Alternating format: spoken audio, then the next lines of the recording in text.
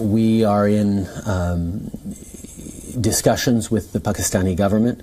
There's a delicate domestic context that we respect, which is why I don't want to say any more about that, but I will remind people that Canada is a welcoming country. A Baloch activist driven away from her home by the Pakistan army is found dead in Canada, but Canadian police is treating it as a non-criminal case because they apparently find nothing suspicious. Does it add up? Let's explore. Canada wears multiculturalism on its hat. Foreign-born people make up for 1/5 of Canada's population. The country takes pride in welcoming immigrants. It also rolls out red carpet for extremists. You may ask why, and we'll tell you the answer is appeasement. Pakistanis, for instance, are the 5th largest group of immigrants in Canada, more than 155,000 to put it in numbers. The ruling party wants these votes, so it provides refuge to even extremists from Pakistan. Now, we're not suggesting that all Pakistanis are extremists, but Canada has been under the scanner for becoming a safe haven for terrorists and extremists, including those from Pakistan. Karima Baloch raised her voice against this. She asked why the Pakistan army that persecuted the Baloch was finding asylum in Canada. Well, now she's dead, and Canada is investigating her death as a non-criminal case. What explains this? This activist was receiving threats. Why is Canada discounting that? The Trudeau government has repeatedly been called out for its appeasement politics. It is not just interfering with the country's justice system now, it has also become a part of its public and foreign policies. A convicted terrorist was part of Trudeau's entourage when he visited India in 2018. His name was Jaspal Atwal.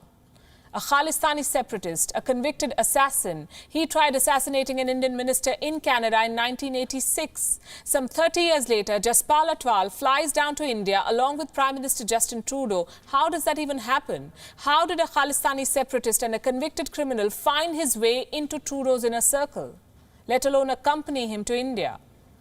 There are no official answers to these questions. But if photos could speak, this one would tell you that Justin Trudeau and Atwal go a long way. Atwal is just one of the many extremists you would spot at a soiree in Canada. This country has become the headquarters for Khalistani terrorists. The question again is why, and the answer again is appeasement. By harboring Khalistani separatists, Trudeau is trying to appease to Canada's powerful Sikh community. Do not forget, he has 10 Sikh MPs in his cabinet. A global news article says that Canada has a secret program that allows it to harbor terrorists. In April 2015, Canada granted visa to a man called Khalid Saber Abdul Hamid Zo. He was a high-ranking member of Egypt's military when it orchestrated a coup against President Mohamed Morsi. This was in 2013. Now, the report claims that Canadian security officials had initially refused a visa to this man. They cited national security concerns. Soon, that decision was overruled. You may ask why, and I'll tell you what the report says, and I'm quoting, Canada allows certain high-profile foreign nationals who would otherwise be barred from entering the country due to national security concerns, war crimes, human rights violations, and organized crimes.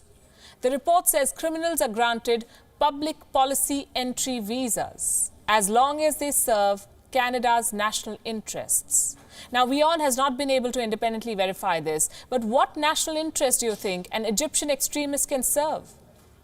Canada has more than 73,000 immigrants from Egypt. There, the national interest. Canada's tryst with extremists is not new. For the longest time, it failed to designate the LTTE, the Liberation Tigers of Tamil Eelam, as a terrorist group. Little has been done to stop terror fundraising in Canada. Can Canada open doors to extremists and expect them to maintain peace? A 2018 report on terrorism listed Sikh extremists as one of the 5 terror threats to Canada. What did the Trudeau government do about it? Well, he removed the reference. Do you know why? Because pro-Khalistani groups were not happy with it. Canada's vote bank politics has become a threat to global peace. From Europe to West Asia and Asia, countries today are joining forces to counter terrorism. Canada has 2 options. It can either mend its ways or be isolated.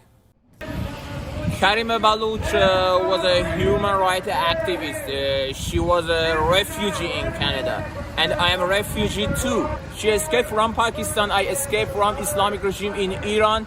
So this issue is really serious, and Toronto police government in any level should take it seriously. Our safety, our security, our freedom is real issue. If we don't stand today, tomorrow would be too late. A place of destruction and a place of oppression. And that would be the Islamic Republic of Pakistan. We want justice! We want justice! We want justice! We want justice! We want justice! We want justice! We want justice! But I will remind people that Canada is a welcoming country. They're really showing themselves to do really well. Come on, man.